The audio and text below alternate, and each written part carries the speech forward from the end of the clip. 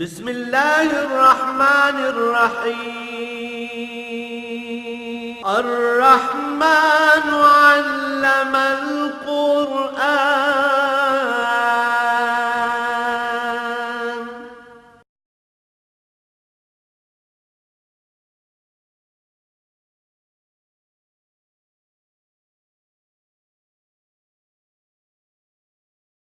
الحمد للہ رب العالمین والصلاة والسلام علی حبیبہ محمد وآلہ وصحبہ اجمعین۔ اعوذ باللہ من الشیطان الرجیم، بسم اللہ الرحمن الرحیم۔ من یطع الرسول فقد اطاع اللہ ومن تولی فما ارسلناک علیہم حفیظا وَيَقُولُونَ طَاعَةٌ فَإِذَا بَرَزُوا مِنْ عِنْدِكَ بَيَّتَ طَائِفَةٌ مِّنْهُمْ غَيْرَ الَّذِي تَقُولُ وَاللَّهُ يَكْتُبُ مَا يُبَيِّتُونَ فَأَعْرِضْ عَنْهُمْ وَتَوَكَّلْ عَلَى اللَّهِ وَكَفَى بِاللَّهِ وَكِيلًا۔ اللهم سبحانك لا علم لنا إلا ما علمتنا إنك أنت العليم الحكيم۔ مولاي صل وسلم دائما أبدا علی حبیبک خیر الخلق کلہم۔ من یطع الرسول فقد اطاع اللہ۔ انسان اشرف المخلوقات ہے اور اللہ کریم نے انسان کو ایک خاص استعداد بخشی ہے جو انسان کے علاوہ کسی مخلوق کو نہیں دی گئی۔ فرشتہ اگرچہ نوری مخلوق ہے، حاملین عرش اور حاملان وحی بہت معزز فرشتے ہیں، اللہ کے بہت مقرب ہیں، لیکن سارے حکم کے تابع ہیں۔ حاکم کے رخ پرجلال کی طرف نظر اٹھانے کی جرت کسی میں نہیں۔ یہ استعداد صرف انسان کو بخشی گئی اور انسان کو اس سے نوازا گیا، اس لیے کہ نبوت اور رسالت عالم انسانیت میں ہے۔ جب بات کمال کی آتی ہے تو خوبیوں کا اور اچھائیوں کا حصول کمال کہلاتا ہے۔ خامیاں اور خرابیاں اپنا لینا یا کہیں سے خرابی یا برائی سیکھ کر آنا کمال نہیں کہلاتا۔ انسان کو یہ بہت بڑی دولت دے کر، بہت بڑی امانت دے کر ایک آزمائش میں ڈال دیا گیا، اور وہ آزمائش یہ ہے کہ یہ فیصلہ خود انسان پر چھوڑ دیا گیا کہ اسے معرفت باری حاصل کرنا ہے یا پھر یہ لمحاتی قیام جو ہے اس کا، جو آخرت کے بارے میں مقابلے میں، اخروی زندگی کے مقابلے میں لمحوں کی حیثیت بھی نہیں رکھتا۔ اس میں بے پناہ نعمتیں، بے پناہ خوبصورتی، بے پناہ حسن، بے پناہ لذتیں رکھ دی گئیں جو ساری انسانی ضروریات کی تکمیل کے لیے ہیں۔ اب چاہیے تو یہ تھا، انسانیت یہ ہے کہ بندہ اللہ کی نعمتوں سے استفادہ کرے اور ضرور کرے، لیکن کسی مہمان کو یہ زیب نہیں دیتا کہ میزبان کے گھر میں توڑ پھوڑ مچائے، چھینا جھپٹی کرے، ایک سے دوسری چیز چھینے پہ چلا جائے، چیزیں چوری کرنے کی کوشش کرے۔ یہ شاید کوئی شخص بھی ایسی حرکت کو بھلی حرکت نہیں کہے گا۔ تو اس کائنات میں اللہ کریم نے جتنی نعمتیں، جتنی خوبصورتی، جتنا حسن، جتنی لذتیں، اقتدار یا دولت مندی یا طاقت یا جو کچھ بھی رکھا ہے، یہ ایک مہمان سرا ہے، ہر چیز اللہ کریم کی ذاتی ملکیت ہے۔ ہم چند روز کے لیے یہاں مقیم ہیں، مہمان ہیں اللہ کے اس مہمان خانے میں۔ ہمارے کھانے پینے پہننے ہماری ضروریات کا اہتمام وہ فرما رہا ہے جو ہمارا رب ہے اور جو کائنات سارے جہانوں کا رب ہے، رب العالمین ہے۔ ہماری ذمہ داری یہ ہے کہ ہم ضرور یہاں کھائیں بھی، پئیں بھی، اچھا پہنے بھی، لیکن مالک کو ناراض کر کے نہیں، چھینا جھپٹی کر کے نہیں، کرینے اور سلیقے سے۔ یہ کرینہ اور سلیقہ ہمیں کیسے آئے گا؟ ہمیں کیا خبر اللہ کون ہے؟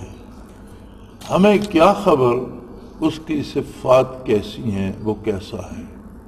ہمیں تو یہ بھی نہیں پتا کہ اس کائنات کا واقعی مالک وہی ہے، اسی نے اس کو پیدا کیا ہے۔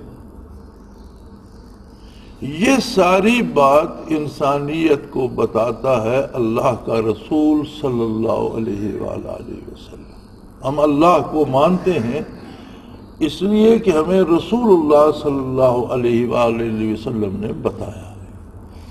ہم اس کی صفات کو مانتے ہیں اس لیے کہ رسول اللہ صلی اللہ علیہ وآلہ وسلم نے بتایا ہے۔ اور یاد رکھیں، کسی نہ کسی صورت میں ہر ایک کو ایک آخری طاقت ایسی ماننا پڑتی ہے جو خالق ہے اور جس کے بنانے والا کوئی نہیں، جو قادر ہے اور کسی کی محتاج نہیں۔ لاکھوں بتوں کو پوجیں، دیوی دیوتاؤں کو پوجیں، یا اس کا نام زمانہ رکھیں، یا دہر رکھیں، یا کچھ بھی رکھیں، اس چیز کو کس نے بنایا؟ فلاں نے۔ اس کو کس نے بنایا؟ فلاں نے۔ اس کو کس نے بنایا؟ فلاں نے۔ یہ تسلسل چلا جاتا ہے، آخر ایک ایسی ہستی ماننا پڑتی ہے جس کو کسی نے نہیں بنایا، سب کو اس نے بنایا۔ لیکن اس ماننے کا فائدہ نہیں ہے، کیونکہ وہ نہ اس کی ذات کے عین مطابق ہے، نہ اس کی صفات کے عین مطابق ہے۔ ماننا مفید وہی ہے جو اللہ کا بھیجا ہوا رسول بتاتا ہے، وہ حق ہوتا ہے اللہ کی ذات کے بارے بھی اور اس کی صفات کے بارے بھی، اس لیے کہ رسول کو مبعوث اس لیے کیا جاتا ہے کہ اللہ کی مخلوق کو وہ راز بتائے جو وہ عقلی کاوشوں سے، دماغی کوششوں سے، اپنے ذاتی علوم سے نہیں جان سکتے، جس کی جاننے کی استعداد ان میں نہیں ہے۔ جب اللہ کی ذات اور صفات کے بارے اللہ کا رسول بتاتا ہے تو فرائض نبوت میں سے ہے کہ لوگوں کو یہ بھی بتائے کہ اللہ کی اس مہمان سرا میں رہنے کے، کھانے پینے کے، چیزیں استعمال کرنے کے آداب اور ضابطے اور قاعدے کیا ہیں، آپ نے رزق کس طرح سے حاصل کرنا ہے، اور آپ کو رزق کہاں کہاں خرچ کرنا ہے۔ دنیا میں انسانوں نے بڑے مالیاتی نظام بنائے، قوموں نے، حکومتوں نے، ملکوں نے بنائے۔ ہر مالیاتی نظام اس کی بنیاد ہوتی ہے کہ آپ کس طرح کما سکتے ہیں۔ جیسے دنیا کے کسی مالیاتی نظام میں چوری کی اجازت نہیں ہے، ڈاکے کی اجازت نہیں ہے، چھیننے کی اجازت نہیں ہے، کمانے کے ذرائع ہیں۔ پھر اس کے بعد اس حکومت یا اس معاشرے یا اس قوم کا جو ادارہ انتظام کرنے والا ہے اسی کو حکومت کہتے ہیں، اس کے اخراجات کے لیے کتنی دولت میں سے آپ کتنا ٹیکس ادا کریں گے کہ ملکی معاملات چلتے رہیں۔ اس کے بعد جو دولت بچ جاتی ہے وہ آپ کی اپنی ہے، اس پہ حکومت یا کوئی دنیا کا مالیاتی نظام کوئی تدبیر نہیں بتاتا۔ یہ صرف صرف اور صرف اللہ کا دیا ہوا اور اسلام کا مالیاتی نظام ہے جو کمانے کے بھی سلیقے بتاتا ہے اور پھر خرچ کرنے کے طریقے بھی بتاتا ہے۔ آپ مال کو کس طرح رکھ سکتے ہیں، کتنا خرچ کرتے ہیں، کہاں خرچ کرتے ہیں، اور یہ بات یقین دلاتا ہے اس کا کہ یہ مال تمہارے پاس امانت ہے، مالک حقیقی اس کا اللہ ہے۔ لہذا کسی بھی انسان کے پاس اس کے سوا کوئی چارہ کار ہی نہیں کہ وہ اللہ کے رسول کی اطاعت کرے۔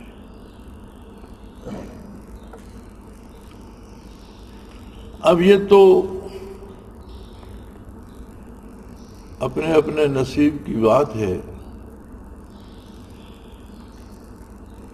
کہ عہد رسالت پناہی میں کفار و مشرکین نے اعتراضات کیے۔ وہ بودے تھے یا بے اصل تھے، لیکن انہیں اعتراض تھا، اور اس کے بعد یہ سلسلہ چلتا رہا، نور نبوت روشنیاں بکھیرتا رہا، کفر و شرک کی ظلمتیں اور گھٹائیں بھی امڑ امڑ کر آتی رہیں، اور یہ نیکی اور بدی کا تسلسل چلتا رہا۔ لیکن آج جس عہد میں ہم ہیں، آج بات بہت بدل چکی ہے۔ جو اعتراضات کبھی کفار و مشرکین کے لبوں پہ آتے تھے، آج ہمارے وہ دانشور، وہ ارباب اختیار، وہ حکمران جو خود کو مسلمان بھی کہلاتے ہیں، لیکن باتیں وہ دہراتے ہیں جو مشرکین و کفار کی ہیں۔ آج ایک عجیب عہد ہے جس میں ہم جس سے گزر رہے ہیں، یہ بڑا عجیب عہد ہے کہ کلمہ پڑھنے کے بعد، اسلام کا اقرار کرنے کے بعد بات ختم ہو گئی، بندے کے پاس اختیار ہی نہیں رہتا۔ کلمہ اسلام پڑھنے کے بعد، لا الہ الا اللہ کہنے کے بعد، اللہ کے علاوہ کسی کو سجدہ کرنے کی کوئی دلیل باقی نہیں رہتی، اور محمد الرسول اللہ صلی اللہ علیہ وآلہ وسلم کہنے کے بعد نافرمانی یا اعتراض کی گنجائش نہیں رہتی۔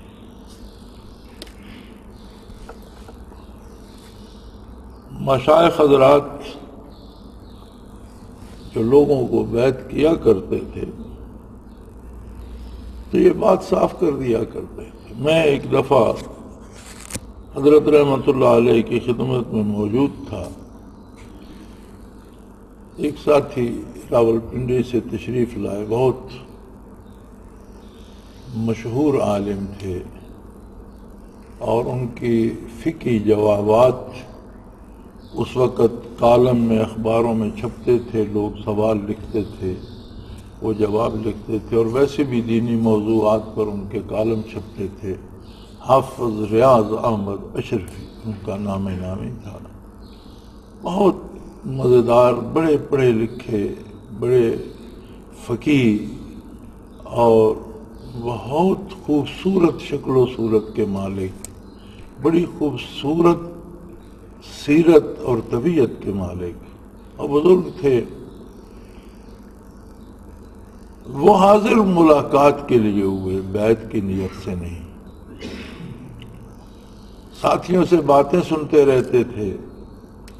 کچھ ساتھی ان کی مسجد میں جمعہ کے لیے جاتے تھے، نماز کے لیے، انہیں بھی شوق پیدا ہوا کہ چلو آپ اتنی باتیں سناتے ہو، میں جا کر حضرت سے ملاقات تو کر رہا ہوں۔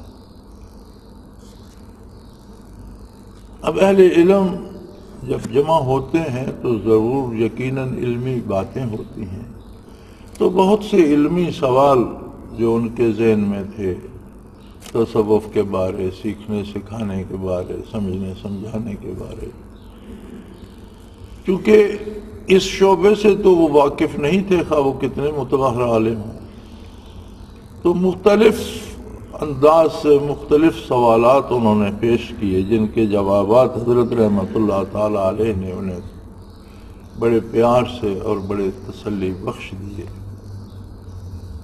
تو اسی محفل میں وہ کہنے لگے، اتنی تسلی ہوئی انہیں اور ایسی بات سمجھ میں آئی کہ وہ کہنے لگے حضرت مجھے بیعت فرما لیجیے۔ حضرت نے فرمایا کہ اشرفی صاحب اگر کوئی سوالات باقی ہوں تو وہ بھی کر لیجیے، اس لیے کہ جب آپ بیعت کر لیں گے تو پھر آپ کے پاس صرف اطاعت کی بات رہ جائے گی، پھر سوال کا موقع نہیں رہے گا۔ بیعت کرنے کے بعد آپ کو صرف میری بات ماننا ہوگی، پھر آپ کو سوال کرنے کی اجازت نہیں ہوگی۔ یعنی بات سمجھنے کے لیے تو شیخ سے آپ 100 بار سوال کر سکتے ہیں کہ یہ بات مجھے سمجھا دیجئے، لیکن اعتراض کی گنجائش نہیں رہتی۔ تو اگر شیخ سے بیعت ہونے کے بعد اعتراض کی گنجائش نہیں رہتی تو کلمہ پڑھنے اور اسلام کا دعویٰ کرنے اور مسلمان کہلانے کے بعد رسول اللہ صلی اللہ علیہ وآلہ وسلم کے دیے ہوئے نظام پر اعتراض کی گنجائش کیا معنی رکھتی ہے؟ پھر اگر کوئی حکمران کہتا ہے کہ اسلام کی سزائیں وحشیانہ ہیں تو اس سے مراد یہ ہے کہ اس نے نبی کریم صلی اللہ علیہ وآلہ وسلم کے دیے ہوئے نظام پر طنز کی ہے اور اسے ایسا کہا ہے، اور نبی کریم صلی اللہ علیہ وآلہ وسلم نے وہ نظام اپنی طرف سے نہیں دیا، اللہ کریم کا نازل کرتا ہے۔ تو یہ کون سی مسلمانی ہے کہ بندہ مسلمان بھی کہلاتا ہے اور اسے اللہ و اللہ کے رسول پہ اعتراض بھی ہے، اللہ کے دین پہ اعتراض بھی ہے۔ اور یہ کوئی ایک بندہ نہیں، تقسیم ملک کو 60 برس تو بیت گئے، پاکستان بنا اس بات پہ تھا کہ پاکستان کا مطلب کیا ہے؟ لا الہ الا اللہ، کہ اللہ کی اطاعت ہوگی، کامل اطاعت ہوگی، اور اللہ کے علاوہ کسی کے آگے سر خم نہیں کیا جائے گا۔ 60 برسوں میں ہمارے سر، ہمارے حکمرانوں کے سر در در پہ جھک رہے ہیں، در در کی سجدہ ریزی ہو رہی ہے، اگر خالی ہے تو اللہ کی بارگاہ جس کا سجدہ کوئی نہیں کرتا۔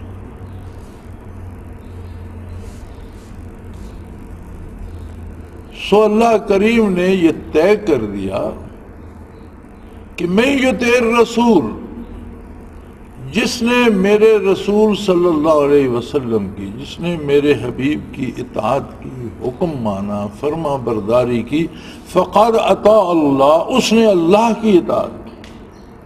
اس لیے کہ رسول اللہ صلی اللہ علیہ وسلم جو فرماتے ہیں وہ اللہ کا فرمان ہے۔ من ما ینطق عن الہویٰ ان ہوا الا وحی یوحیٰ، دین کے معاملے میں میرا رسول اپنی پسند سے کچھ نہیں کہتا جب تک اس پر وحی نہیں آتی، وہی ارشاد فرماتا ہے جو من جانب اللہ وحی کیا جاتا ہے۔ من یطع الرسول فقد اطاع اللہ، جس نے رسول اللہ صلی اللہ علیہ وآلہ وسلم کی اطاعت کی، یقیناً اس نے اللہ کریم کی اطاعت کی۔ ومن تولا، لیکن کوئی نہیں کرنا چاہتا، کوئی اطاعت نہیں کرتا، کوئی دین کو قدامت پسندی کہتا ہے، کوئی دین کو رجت پسندی کہتا ہے، کوئی دین کو تاریکی کا دور کہتا ہے۔ یعنی آپ موازنہ کیجئے کہ جس زمانے میں معلوم دنیا کے 3 حصوں پر مسلمانوں کی حکومت قائم ہو چکی تھی اور اس کا امیر مسجد نبوی کا خطیب ہوا کرتا تھا اور مسجد نبوی میں بیٹھا کرتا تھا، اور جس زمانے میں کسی کافر پر بھی کوئی زیادتی نہیں کر سکتا تھا اور کفار کو بھی انصاف اور عدل نصیب ہوتا تھا، اس زمانے کو تو کہا جاتا ہے کہ تاریکی کا اور پتھروں کا دور ہے۔ اور آج جس زمانے میں مساجد میں بھی آپ بندوق بردار کھڑے نہ کریں تو نماز نہیں پڑھ سکتے، یہ روشن خیالی کا دور. بے بھی تفاوت را از کجاست تا و کجا. آج کے عہد کو ہمارے حکمران روشن خیالی کہتے ہیں، جس میں کسی کی عزت محفوظ نہیں، کسی کا مال محفوظ نہیں، کسی کی جان محفوظ نہیں، جس میں عدالت میں انصاف لینے جاؤ تو بولی لگانی پڑتی ہے.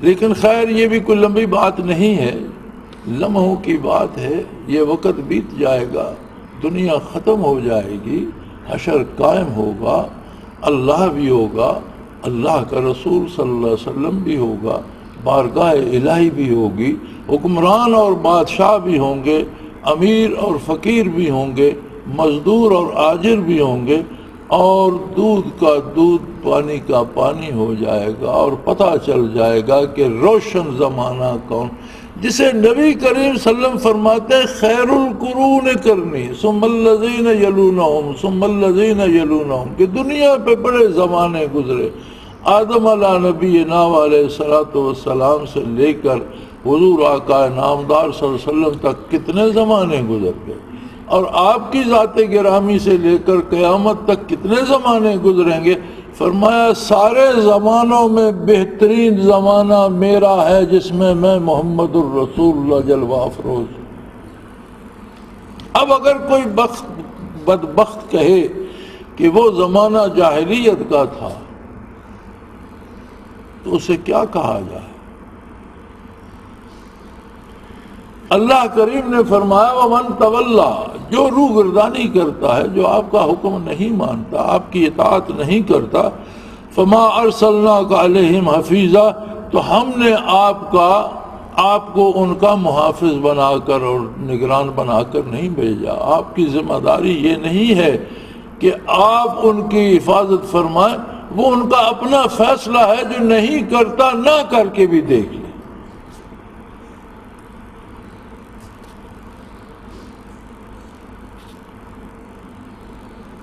ہمارے بڑے طاقت کے نشے میں چور اور اقتدار کے نشے میں چور اور بش کی دوستی پہ فخر کرنے والے صدر صاحب،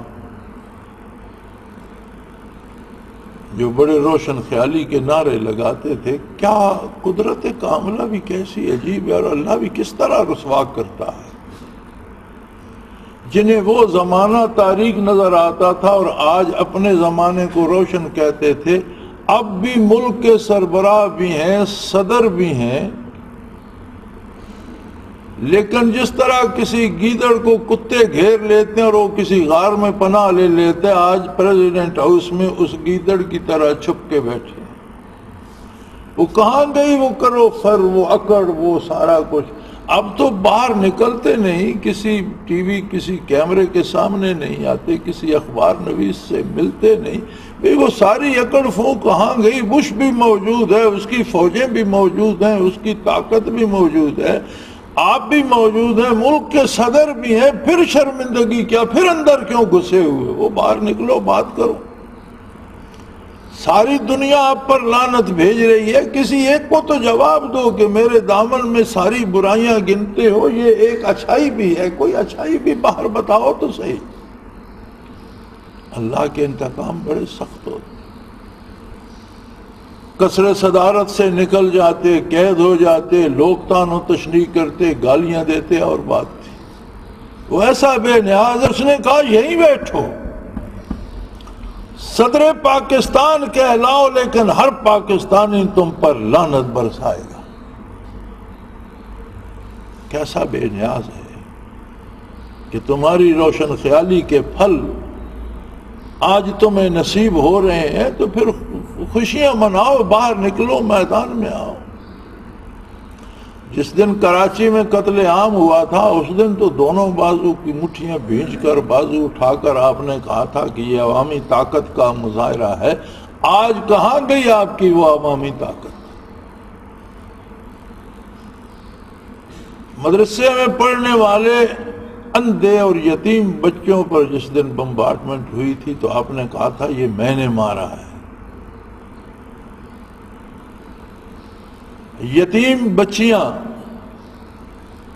اور غریبوں کی بچیاں ہزاروں کی تعداد میں جو دین اور قرآن اور تفسیر پڑھ رہی تھیں، آپ نے کیا حشر کیا لال مسجد کا؟ فاسفورس سے جلا دی گئی زندہ. آج باہر کیوں نہیں نکلتے ہو؟ یہ ساری طاقت تو تمہارے پاس تھی.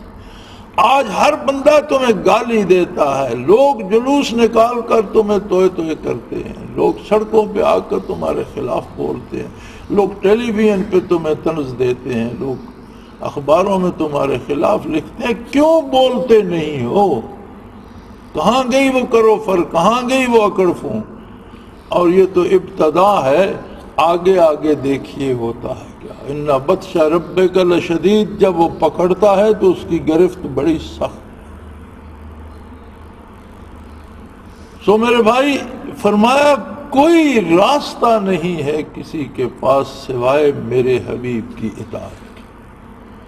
اور جس نے رسول اللہ صلی اللہ علیہ وسلم کی اطاعت کی اس نے اللہ کی اطاعت کی، اس کا تعلق اللہ سے قائم ہو گیا. وہ اتنا خوش نصیب ہے کہ اس کا اٹھنا بیٹھنا سونا جاگنا کمانا خرچ کرنا کھانا پینا یہ سارے پروگرام اللہ کی طرف سے بن کر اسے مل گئے. کتنا بڑا آدمی بن گیا. بظاہر غریب ہو، فقیر ہو، نادار ہو، لیکن سوتا تب ہے جب اللہ اجازت دیتا ہے، اور جب اٹھنے کا حکم دیتا ہے اٹھ جاتا ہے. کھاتا وہ ہے جسے اللہ حلال قرار دیتا ہے، جسے اللہ حرام کہتا ہے نہیں کھاتا. بات نہیں منہ سے نکالتا جس کا نکالنا اللہ نے منع کر دیا. دن رات کرتا وہ ہے جس کا حکم اللہ دیتا ہے. بندے کے لیے اس سے بڑا عزت کا کوئی مقام ہی نہیں کہ اسے ہر کام کرنے کا حکم براہ راست اللہ دے تو وہ کرے، نہ دے تو نہ کرے. تو ہر وہ شخص جسے حبیب کبریا صلی اللہ علیہ وسلم کی اطاعت نصیب ہے اتنا بڑا آدمی ہے کہ اس کے پروگرام اللہ کریم ترتیب دیتے ہیں. اور ہر وہ بدبخت جو نافرمانی کرتا ہے اتنا حقیر ہے کہ اللہ کریم نے اپنے حبیب کو فرمایا کہ آپ ان کی جو آپ کی نافرمانی کرے آپ اس کی پرواہ کرنا ہی چھوڑ دیجئے. آپ اس کے ٹھیکیدار نہیں ہیں، ذمہ دار نہیں ہیں. اور یاد رکھ لو، جن بدبختوں کی پرواہ محمد الرسول اللہ صلی اللہ علیہ وسلم نے کرنا چھوڑ دی انہیں اللہ بھی نہیں پوچھے گا، پھر ان کا کوئی والی نہیں ہوگا سوائے جہنم کے، کوئی ان کا ٹھکانہ نہیں ہوگا.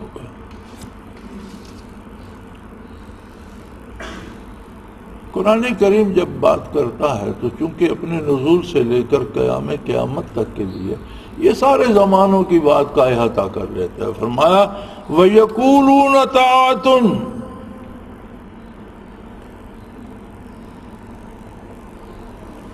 فرمایا کہتے ہیں.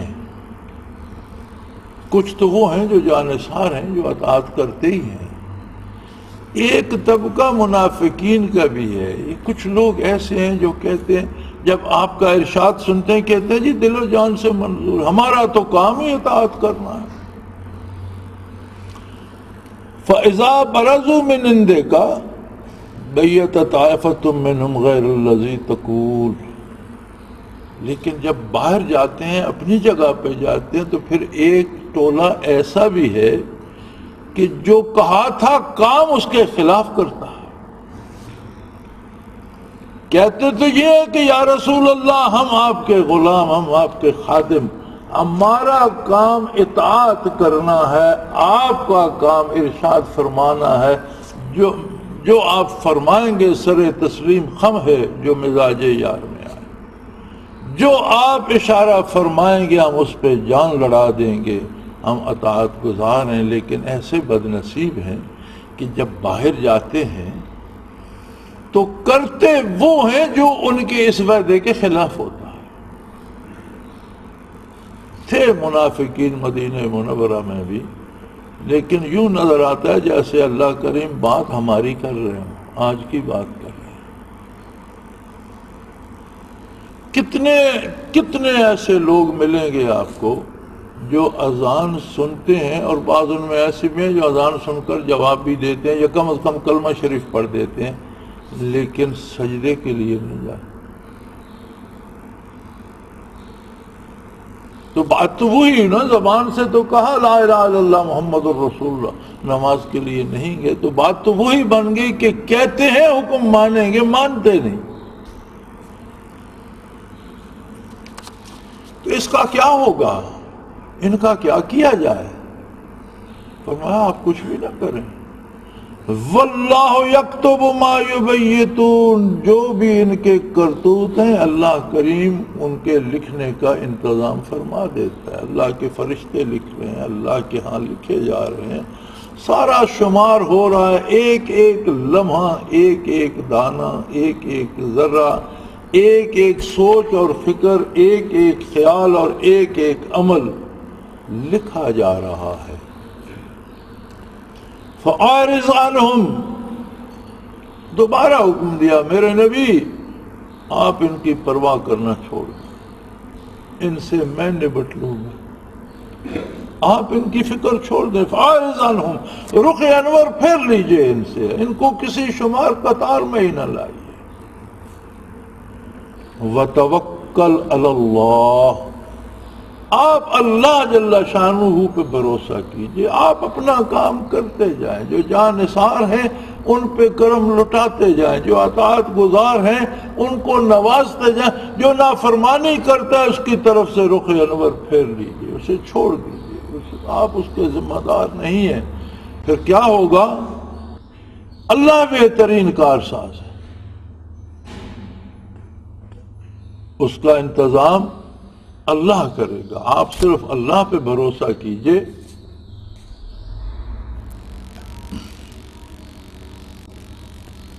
فَعَارِضْ عَنْهُمْ، آپ ان کی طرف سے رخ انور پھیر لیجئے۔ وَتَوَكَّلْ عَلَى اللَّهِ، آپ اللہ پر بھروسہ کیجئے۔ آج تو شاید یہ بات سمجھنی بھی اتنی آسان نہ ہو۔ جب یہ آیات کریمہ نازل ہو رہی تھی تو چند جانثار تھے خانہ بدوش نبی کریم صلی اللہ علیہ وسلم کے ساتھ، اور روئے زمین پر کفر چھایا ہوا۔ کیسر اور کسریٰ جیسی بڑی بڑی طاقتیں بیٹھی تھی، ہر ملک کے حکمران فوجیں اور لشکر تھے، اور کہیں اسلام کا نام نہیں تھا، کہیں اللہ کو کوئی جانتا نہیں، اور پوری دنیا کفر جھپٹ رہی تھی کہ یہ چند جاں فروش ہیں، ان کی تکہ بوٹی کر دو۔ اللہ کریم نے فرمایا جہاں ایک ایک بندے کی اہمیت تھی، ضرورت تھی، فرمایا جو آپ کی غلامی کا حق ادا نہیں کرتا آپ اس کی طرف التفات مت فرمائیے، رخ انور پھیر لیجئے، جانے دیجئے اسے۔ کریں گے کیا؟ یا اللہ فتوکل علی اللہ، مجھ پر بھروسہ کیجئے، میں کائنات کا مالک موجود ہوں، میں آپ کے ساتھ ہوں، آپ مجھ پر بھروسہ کیجئے۔ وَكَفَى بِاللَّهِ وَكِيلًا، اللہ خود کافی ہے سارے کام کرنے کو، وہ کارساز بہت۔ اور پھر چشم فلک نے دیکھا کہ وہ چند خانہ بدوش صحرانشین جو نور مصطفی سے جن کے سینے روشن ہوئے، انہوں نے روئے زمین پر اللہ کی عظمت کے جھنڈے گاڑے، اور بڑی بڑی کفر کی طاقتیں ذلیل و رسوا ہو کر اور پیٹ پھیر کر بھاگتی ہوئی نظر آئی۔ ان کے پاس کیا تھا؟ ان کے ساتھ اللہ تھا۔ آج تو ہم حلیہ اس لیے بناتے ہیں کہ کفار و مشرکین ہم سے خوش رہیں، ہمارا ایسا حلیہ ہونا چاہیے۔ نماز اس لیے نہیں پڑھتے کہ کہیں کافر ناراض نہ ہو جائے۔ آواز تک، زبان تک ان کی بولنا بڑی عزت کی بات سمجھتے ہیں، بلکہ ہمارا تو عام رویہ، یہاں جو موٹریں، لاریاں، کرائے والی ٹیکسیاں چلتی ہیں، یہاں سے کوئی دیتا ہے نورپور اترتا ہے، بچال اترتا ہے، وہاں سے بیٹھتا ہے، یہاں اترتا ہے، کسی بس میں، کسی لاری میں پتلون کوٹ ٹائی پہن کر سوار ہو تو کہیں گے آئیے صاحب، آئیے صاحب، آپ کو اگلی سیٹ پہ بٹھائیں۔ اور کوئی غریب جس نے باشرہ داڑھی بھی رکھی ہوئی ہو، لباس مسلمانوں جیسا ہو، بے شک کپڑے قیمتی ہوں، بابا ادھر بیٹھ. اس قدر کفار کی دہشت ہم پر چھا گئی. کیوں؟ اس لیے کہ ہمارے ساتھ اللہ نہیں ہے. ہم اللہ کے ساتھ نہیں تو اللہ کو کیا ضرورت ہے ہمارے ساتھ ہو. کوئی اگر اللہ کی پناہ میں نہیں آنا چاہتا تو اللہ تو محتاج نہیں ہے کہ وہ اس کے پیچھے بھاگتا پھرے. اور اللہ کی پناہ میں آنے کا ایک ہی راستہ ہے، غلامی کر لو محمد الرسول اللہ صلی اللہ علیہ وسلم کی، اطاعت کر لو آقا نامدار صلی اللہ علیہ وسلم کی. من یطع الرسول فقد اطاع اللہ. اور جو اطاعت الہی کے دائرے میں آ گیا اس کا اللہ حافظ ہے، پھر اس کا کوئی کچھ بھی نہیں بگاڑ سکتا. اور اس کے سارے کام ہوتے ہیں اس لیے کہ اللہ بہترین کارساز ہے. یہ ذاتی زندگی میں بھی، گھریلو خاندانی زندگی میں بھی، قبائلی زندگی میں بھی، قومی اور ملکی اور بین الاقوامی زندگی میں بھی معزز و کامیاب وہی لوگ ہیں جو آج بھی محمد الرسول اللہ صلی اللہ علیہ وسلم کی اطاعت کرتے ہیں اور غلام.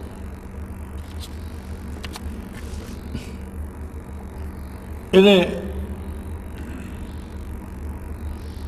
فیصلہ خود کرنا ہے. اللہ نے مہلت دے دی ہے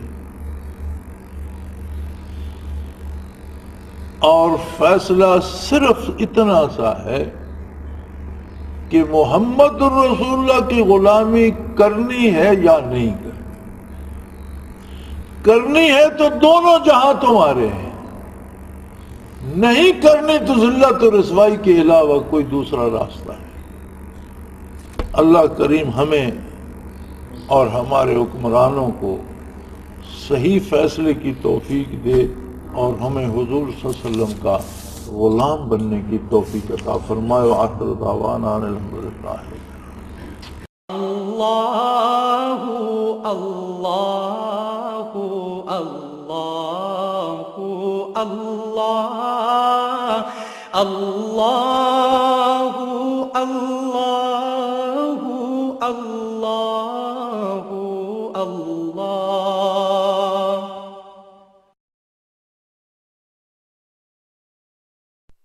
حضرت امیر محمد اکرم آوان مد ظلہ العالی دارالعرفان منارہ ضلع چکوال میں سالہ سال سے قرآن و حدیث کے اوپر خطابات کر رہے ہیں اور سلسلہ نقشبندیہ اویسیہ کے مطابق لوگوں کو ذکر الہی کی تربیت دے رہے ہیں.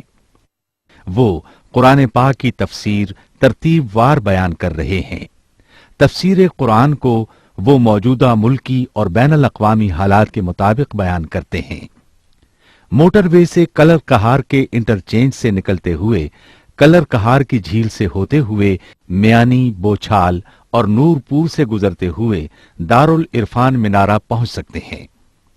حضرت امیر محمد اکرم آوان نے بچیوں اور بچوں کی دینی اور دنیاوی تعلیم کے لیے سقارہ اکیڈمی کے نام سے ایک درسگاہ بھی قائم کی ہے، جس کا افتتاح ملک پاکستان کے صدر جنرل محمد ضیاء الحق نے اپنے دست مبارک سے کیا تھا. وہ تمام احباب جو اسلام کی طلب رکھتے ہیں ان سے گزارش ہے کہ دارالعرفان منارہ ضلع چکوال میں امیر محمد اکرم آوان صاحب کے خطابات سے مستفید ہوں. وہ ہر جمعے کو نماز سے پہلے بیان فرماتے ہیں. ہر ماہ کی پہلی اتوار کو ماہانہ اجتماع ہوتا ہے جس میں آپ خصوصی خطاب فرماتے ہیں اور پاکستان کے چاروں صوبوں سے احباب اس اجتماع میں شرکت کرتے ہیں. اس کے علاوہ یہاں سال میں 2 مرکزی اجتماعات بھی ہوتے ہیں، ایک رمضان المبارک میں اعتکاف کا اجتماع اور دوسرا جولائی اور اگست میں 40 دن کا اجتماع ہوتا ہے جس میں روحانی تربیت کی جاتی ہے. اپنا خون سیماب دے کر اتنا ہم کر جائیں گے، نام آقا کا چمن میں پھر رقم کر جائیں گے.